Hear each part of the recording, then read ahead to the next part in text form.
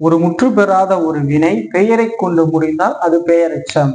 இது 3 காலங்கள், நிகழ்காலம், எதிர்காலம், இறந்த காலம். இந்த 3ல எதுலையா ஒண்ணுல கண்டிப்பா வரும். இப்ப பார்க்கலாம், எக்ஸாம்பிள் பார்க்கலாம்.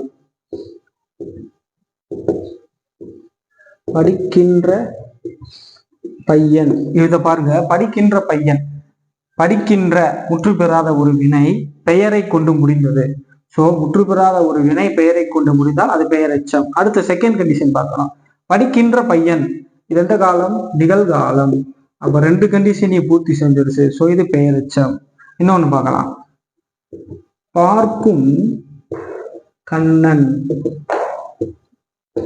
சோ பார்க்கும் அப்படிங்கிறது ஒரு முற்று பெறாத வினை பெயரை கொண்டு முடிந்தது. எந்த காலம்? நிகழ்காலம்.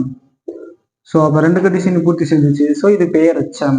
சோ பெயரெச்சம்னா முற்று பெறாத ஒரு வினை பெயரை கொண்டு முடியணும். 3 காலங்கள் ஏதாவது ஒரு காலத்தை உணர்த்தும்.